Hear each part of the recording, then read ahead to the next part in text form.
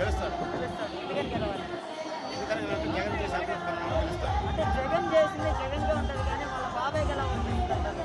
విజయసాయి రెడ్డి వాళ్ళ బాబాయ్ కాదు కదా, వాళ్ళ బాబాయ్ అంటే విజయసాయి రెడ్డి. విజయసాయి రెడ్డి వాళ్ళ బాబాయ్ కాదు, వైఎస్ సుబ్బారెడ్డి వాళ్ళ బాబాయ్.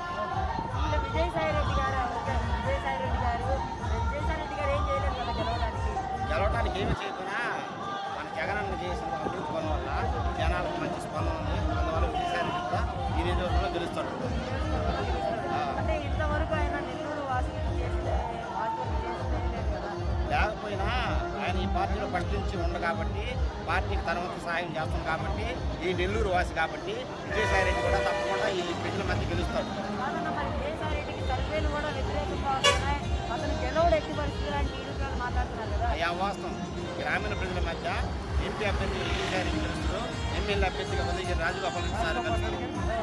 అంటే మరి కోవూరు మండలానికి సంబంధించి కోవూరు నియోజకవర్గానికి సంబంధించి కోవూరు మండలానికి మనకి ఉదయగిరి కాన్స్టిట్యూన్సీ కోవూరు వచ్చేసి నల్లపల్లి ప్రసన్న కుమార్ రెడ్డి సార్ నిలబడ్డాడు.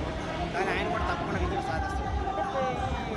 నెల్లూరుకు సంబంధించి ఆయన విజయసాయి రెడ్డి గారు నెక్స్ట్ ఢిల్లీలో ఉంటాడు లేదా తాడేపల్లిలో ఉంటాడు. అలా ఏం లేదు, ప్రజల మధ్య నిలబడి కానీ పార్టీ కార్యక్రమాలు చూస్తే జగన్ సమానంగా అందరూ కూడా పనిచేస్తారు కాబట్టి ఆ వరకు అంటే అతను ఒక బిజినెస్ మ్యాన్ రాజకీయ ఆయన బిజినెస్ మ్యాన్ అయితే వేమిరెడ్డి ఆయన ప్రభాకర్ రెడ్డి కూడా బిజినెస్ మ్యాన్. ఆయన మామూలుగా రాజ్యసభ సభ్యుడే కదా. ఆయన మామూలుగా అయితే ఎంత మటుకు ప్రత్యక్షంగా అయితే ఎన్నికలు నిలబడలేదు కదా. మరి ఇద్దరు అటువంటి వాళ్ళే కదా, ఎందుకు ఎంపీగా నిలబడి విజయసాయి రెడ్డి.